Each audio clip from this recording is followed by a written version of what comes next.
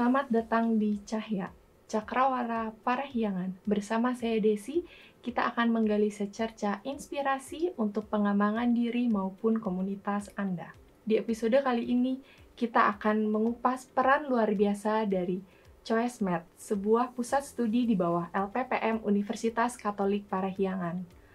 ChoiceMed bukan hanya menjadi motor penggerak pengembangan UMKM di tingkat lokal, tapi juga aktif dalam jaringan regional dan global. Pada kesempatan kali ini, kita akan mengupas seperti apa kiprah dan kontribusi mereka dalam memperkuat UMKM. Hadir bersama kami Ibu Cecilia, Ibu Nina, dan Ibu Banowati dari ChoiceMed Unpar. Selamat datang di podcast Cahya. Terima kasih atas waktu dan kesempatannya untuk hadir bersama-sama dengan kami di tempat ini. Mungkin boleh memperkenalkan diri dulu, Ibu. Oke. Ya, terima kasih untuk kesempatannya. Jadi, perkenalkan saya Cecilia. Saat ini saya menjabat sebagai ketua dari Pusat Studi Jo ISMID. Dan saya ditemani hari ini oleh Bu Nina Septina dan Ibu Banowati. Silahkan diperkenalkan masing-masing. Siap. Perkenalkan, saya Nina Septina. Saya dosen dari Fakultas Vokasi. Tapi sejak pusat studi ini berdiri, saya menjadi anggota dan alhamdulillah sampai hari ini masih aktif bersama Ibu Bano dan tim. Silakan Bano. Oke, terima kasih. Halo pemirsa setia semuanya. Perkenalkan, nama saya Banowati Talim. Saya dosen di Administrasi Bisnis FISIP Unpar dan menjadi anggota dari CHOE SMED khususnya untuk menggawangi kegiatan-kegiatan pendampingan UMKM, kemudian penelitian, pengabdian pada masyarakat khususnya untuk human entrepreneurship atau untuk kegiatan-kegiatan penelitian dengan menggunakan data gem atau kegiatan di bawah ICSP. Teman-teman semua di sini anggota ICSP juga. Demikian sedikit singkat mengenai saya. Oke, pertama-tama bisa dijelasin dulu nggak sih Bu, ini tuh COI SMED. Ini tuh apa dan motivasi dari ibu-ibu mendirikan ini tuh apa? Oke, jadi kalau COI itu singkatan dari Center of Excellence. SMED itu singkatan dari Small and Medium Enterprise Development. Jadi memang fokus kami itu pada pengembangan UMKM, di mana bukan hanya pengembangan untuk UMKM-nya saja, tapi juga kegiatan-kegiatan penelitian terkait dengan UMKM. Gitu. Mungkin dari Bu Bandung atau Bu Nina ada yang mau ditambahkan? Oke. So, CHOE SMED ini all about UMKM. Kita semua pencipta usaha kecil, mikro, menengah yang menjadi upaya kita untuk melaksanakan Tridharma ya sebenarnya. Dan itu disalurkan lewat LPPM dan ini karena multidisiplin sehingga kami pun berasal dari berbagai macam prodi. Kenapa? Karena UKM ini juga kan jenisnya banyak. Ada UKM fashion, kuliner, kemudian kerajinan atau merchandise, dan lain-lain sebagainya. Sehingga kita memang butuh ahli dari berbagai macam bidang. Dan itu yang memang menjadi kajian kami.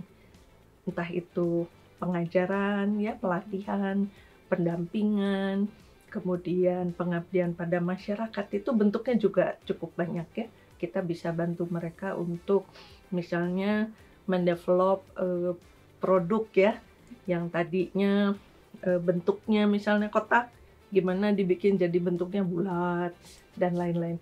Pokoknya seru deh ya menggarap UKM dan ini kebetulan memang kita tidak memungkiri isi dosen-dosen yang banyak aktif di sini memang mostly ibu-ibu.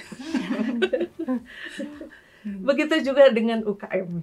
Kalau dilihat kan berarti kan COI SMED itu kan sangat dekat dengan pengembangan UMKM ya Bu ya. Nah kalau ibu-ibu sekalian ini ngelihat UMKM di Indonesia sendiri itu seperti apa sih, sama kira-kira tuh hal apa yang ingin dicapai dalam pengembangannya gitu melihat UMKM saat ini? Jadi kalau kita melihat dari UMKM di Indonesia, pertama kita nggak boleh lupa dulu, UMKM itu punya peran yang penting buat perekonomian Indonesia. Jadi kalau kita lihat dari berbagai data gitu ya, dari Kementerian Perekonomian, itu peran UMKM itu kontribusinya terhadap penghasilan negara itu besar, terhadap penyerapan tenaga kerja juga besar. Nah, cuman sayangnya dan masalahnya UMKM itu sering sekali menghadapi permasalahan itu 3 hal besar, di pendanaan, lalu untuk di channel penjualan, dan juga pemahaman mereka tentang literasi digital rendah. Apalagi kan kita lihat tren saat ini memang semua serba digital ya, sementara belum semua pelaku UMKM itu siap untuk menuju ke arah sana. Nah, dari pemerintah sendiri, kalau kita lihat mereka sudah banyak punya program-program yang untuk mendukung UMKM. Nah, jadi kita dari COI SMID ini memang ingin selaras dengan program pemerintah itu. Jadi kita juga ingin mengembangkan UMKM supaya mereka bisa semakin berkembang. Begitu ya Bu Bantu ya, Bu Dina. Bu Nina nih banyak sekali mendampingi UKM Nama ya. aku disebut nih. Boleh cerita tuh gimana bukti nyata gitu ya, terutama pada masa COVID gitu UKM bisa survive gitu. Ya, sebetulnya ya kita dulu sempat bergabung dengan program nasional ya Bu ya. Iya. Pada saat COVID itu Unpar juga ikut bantu dosen-dosen Unpar yang tergabung jadi anggota pusat studi ini itu menjadi pendamping, dan kami mendampingi itu juga daring ya. Kita teleponin tuh semua UMKM yang masuk ke daftar kita. Bu Bano punya 1 set, saya punya 1 set, ibu-ibu yang lain juga punya 1 set. Terus kami mendampingi secara daring, dan ya alhamdulillah gitu ya, setelah programnya selesai silaturahmi juga masih jalan gitu ya.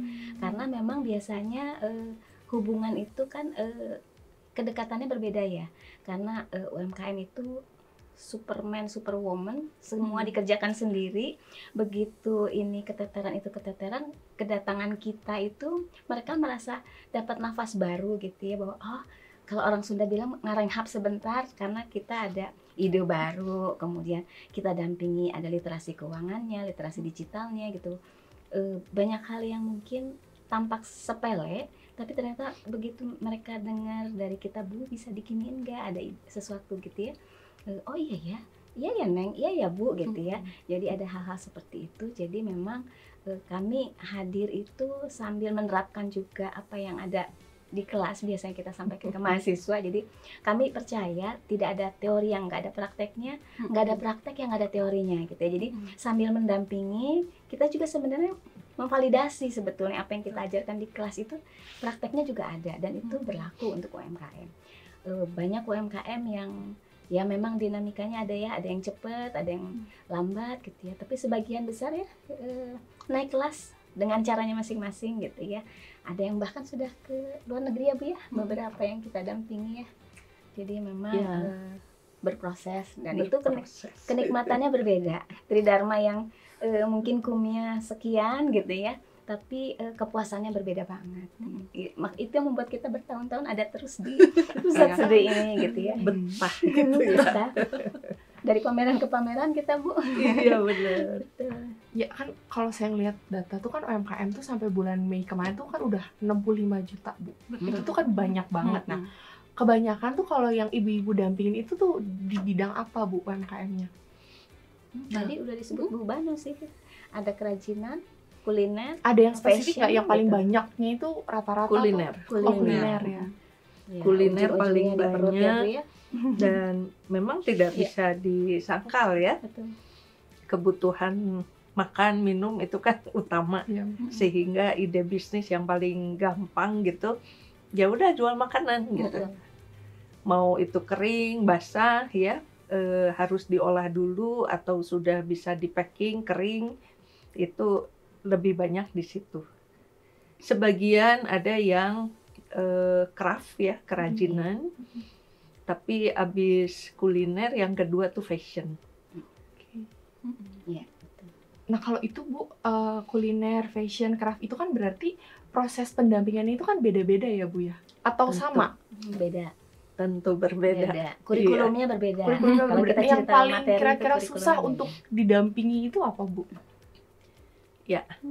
Jadi ada kurikulum yang sifatnya umum seperti kita kasih kuliah ya. Iya. Ada mata kuliah yang sifatnya umum, tapi ada yang sesuai dengan konsentrasi, minat ya atau jurusan. Begitu juga dengan kurikulum pendampingan UKM. Nah, saat ini memang kami lebih banyak menggarap yang sifatnya umum. Ya, seperti misalnya kami bekerja sama dengan Yayasan Dharma Bakti Astra, YDBA ya. Dan starting point untuk pembinaan itu luar biasa. Yang dibangun adalah mindset. Dan mindset ini tentu bersifat umum ya. Kalau di kampus mata kuliah umumnya gitu. Kemudian menata keuangan.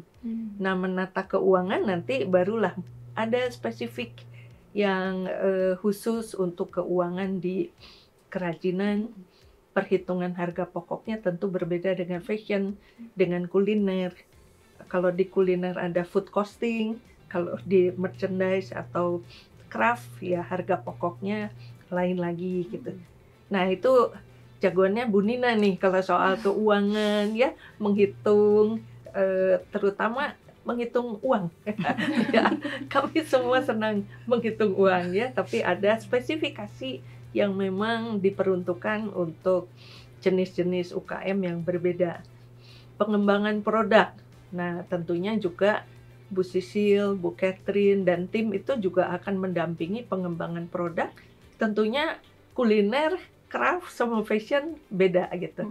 Tapi punya pakem-pakem yang memang bisa kita pakai untuk semua.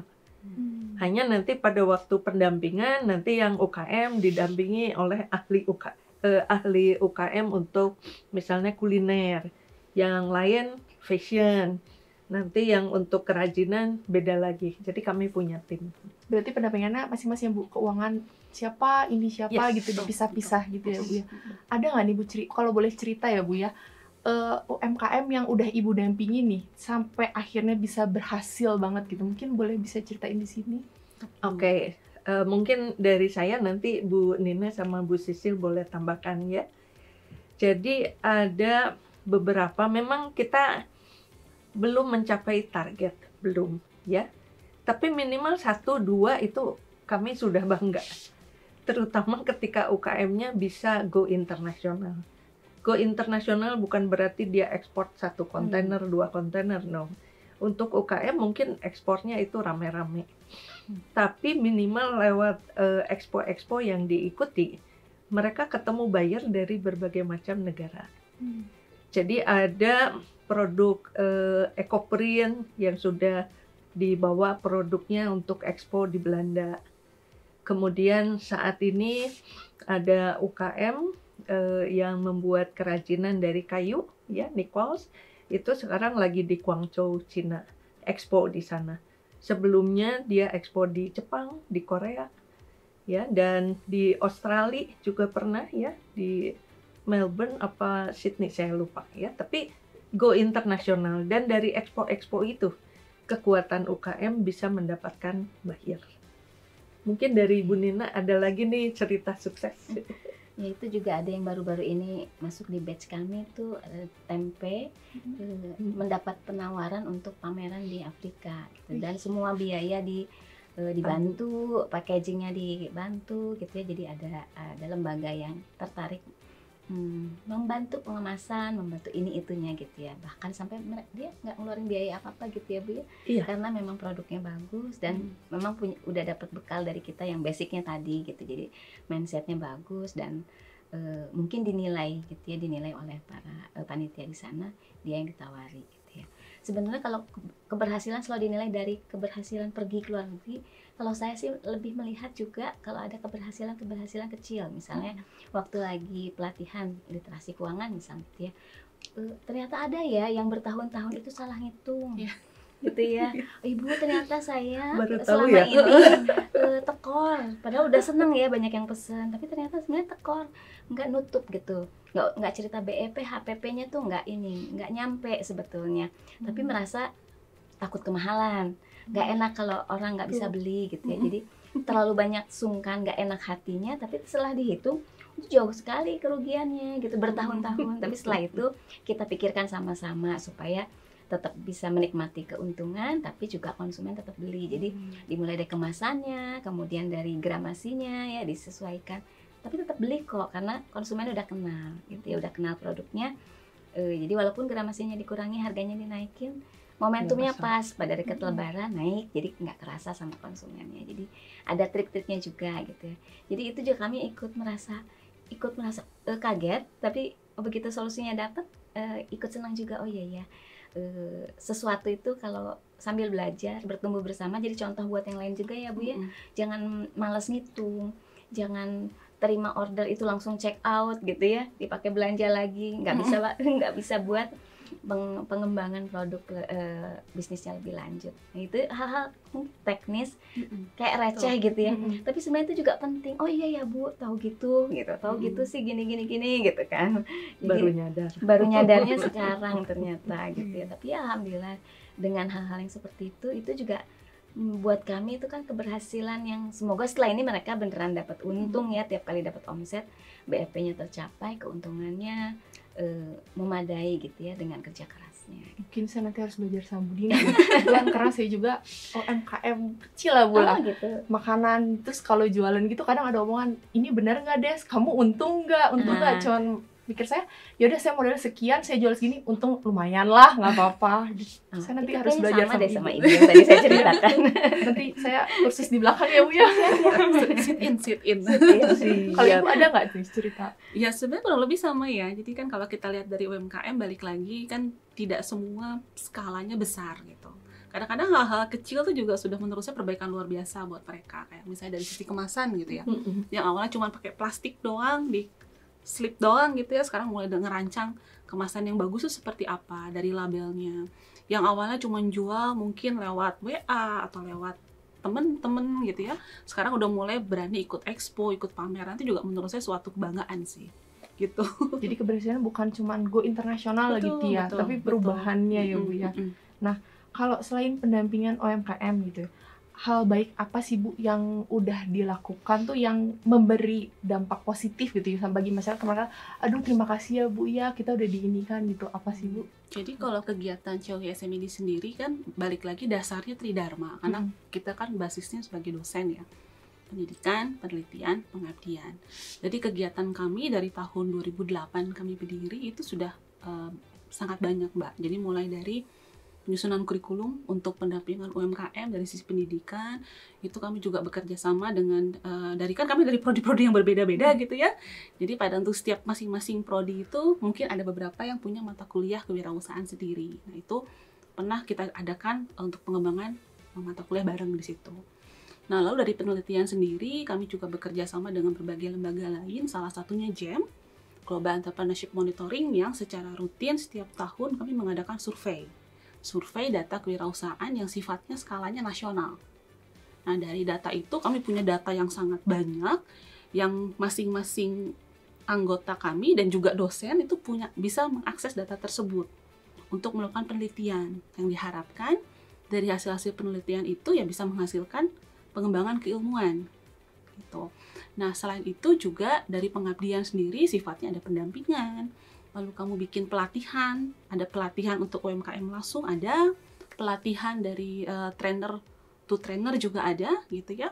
Dan apalagi ya Bu ya, banyak ya Bu ya, seminar, kami juga pernah bikin seminar ya, seminar nasional tuh tahun 2010 kalau nggak salah, lalu seminar internasional tahun 2012 kalau saya nggak salah, betul ya Bu ya. Dan mau ditambahkan mungkin ya saya lupa. Ya, hasil dari pendampingan misalnya ya, pengurusan izin, mereka itu banyak sekali nggak paham ya bagaimana persyaratan legalitas dari usaha mereka. Nah itu kami dampingi juga ya.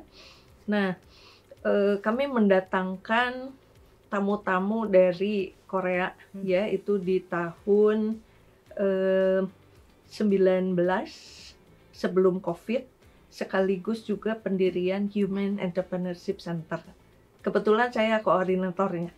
Ya, waktu itu ketua COI-nya bukan saya, tapi saya dipilih dan menjadi PIC untuk Human Entrepreneurship Center. Dan di situ datang tamu-tamu ketua ICSB Global ya dari Arab itu, ya. Kemudian teman-teman pengurus ICSB Global yang lain, termasuk Bapak Gubernur itu hadir juga, Ketua ICSB Indonesia, Unpar, Rektor Unpar, kemudian termasuk saya sebagai PIC-nya, kami menandatangani deklarasi pendirian Human Entrepreneurship Center. Dan dalam waktu dekat ini saya menggabungkan Human Entrepreneurship Center, kajian untuk Human Entrepreneurship menggunakan data jam.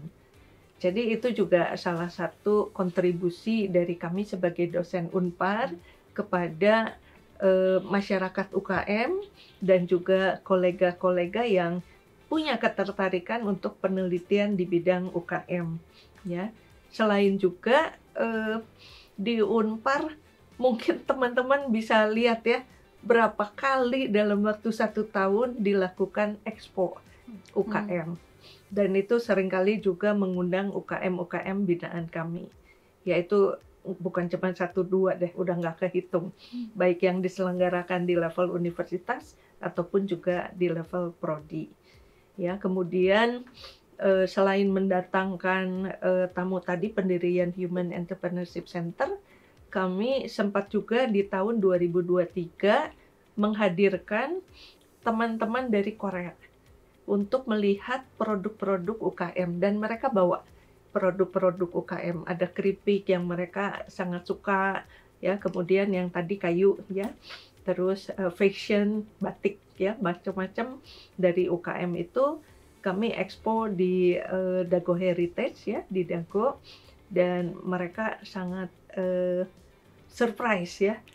Wah, luar biasa nih gitu ya, produk-produk Indonesia ternyata tidak kalah. Oke, ada pesan-pesan terakhir nggak nih dari ibu-ibu untuk para pemirsa Setia Cahya? Oke. Bu Sisil dulu. Dari Bu Sisil, Boleh, nanti boleh. semuanya. Kalau untuk pemirsa mungkin pertama kali yang ingin saya sampaikan gitu ya, jangan remehkan produk dalam negeri gitu ya. Karena ternyata kalau kita lihat tuh produk dalam negeri tuh nggak kalah loh sama produk luar gitu ya. Cuman sayangnya mereka kurang terekspos saja gitu ya. Cintai produk dalam negeri, kenapa? Ya karena kalau kita istilahnya bantu saudara sendiri, nanti kan majunya jadi maju bareng gitu. Itu. Lalu kalau untuk pemirsa yang mungkin ingin mencoba membuka usaha sendiri, jangan takut gitu ya. Jangan takut, karena untuk memulai suatu usaha itu pasti butuh suatu dorongan. Salah nggak apa-apa, ya kita coba. Untuk belajar bareng, sekarang juga sudah banyak kok lembaga-lembaga yang menyediakan pendampingan gitu ya untuk UMKM. Ya, selama mau belajar pasti bisa gitu. Dari Ibu, dari tambahkan? Gimana? Bu Nina dulu. Nanti saya gongnya aja. Gong. Oke, baik. Menyambung dari apa yang disampaikan Bu Sisil barusan gitu, jangan takut gitu ya kalau memang punya ketertarikan ingin memulai sesuatu gitu ya.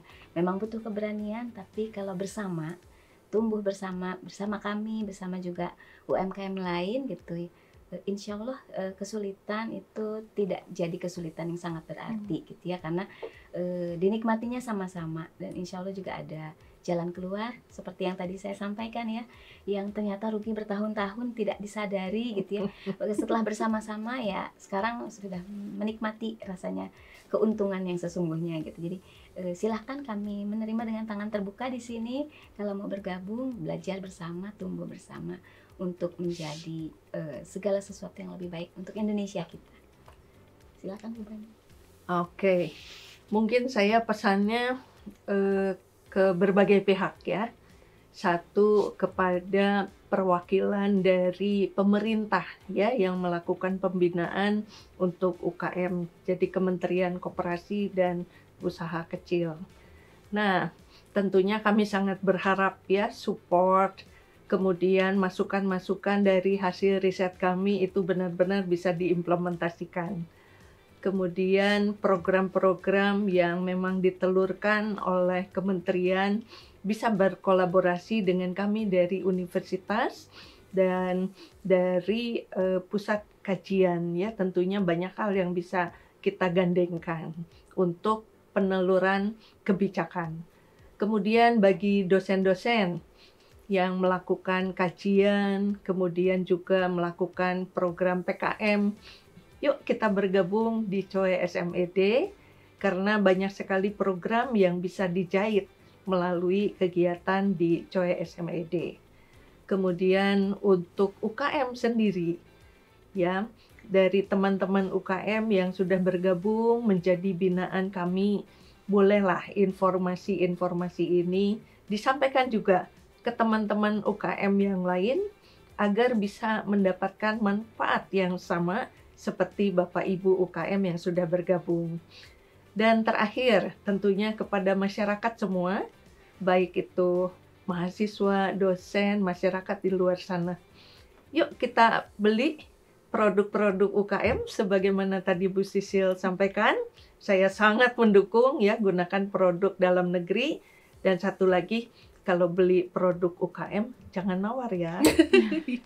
Oke, sukses buat semuanya. Dari obrolan kita hari ini, kita belajar bahwa UMKM bukan hanya sekedar soal modal atau soal pelatihan teknis, tapi lebih dari itu kita belajar soal keberlanjutan, transfer pengetahuan, dan keberanian untuk bermimpi lebih besar lagi meski dimulai dari usaha kecil. Lewat kolaborasi yang dilakukan, COE SMED tidak hanya bekerja dalam ruang kelas, tapi ikut membentuk masa depan UMKM Indonesia dan menempatkannya dalam konteks global. Mari kita dukung lebih banyak inisiatif seperti ini karena kemajuan UMKM bukan hanya tentang ekonomi, tapi juga tentang kemandirian, keadilan, dan harapan. Untuk para pemirsa setia Cahya, jika Anda pelaku UMKM, akademisi, atau pihak yang tertarik terlibat, COESMED membuka peluang kolaborasi. Kunjungi situs mereka di link di bawah ini untuk mengetahui informasi lebih banyak. Kami juga mengucapkan terima kasih atas kehadirannya kepada Ibu Cecilia, Ibu Nina, dan Ibu Bano. Terima kasih atas waktu yang diberikannya ya Bu ya. Semoga podcast tadi dapat berguna dan bermanfaat bagi para pendengar setia Cahya. Jangan lupa untuk share podcast ini jika kamu merasa terinspirasi. Tetap belajar, tetap bertumbuh, dan terus menjadi bagian dari perubahan. Saya Desi, pamit undur diri, sampai jumpa di episode Cahya selanjutnya.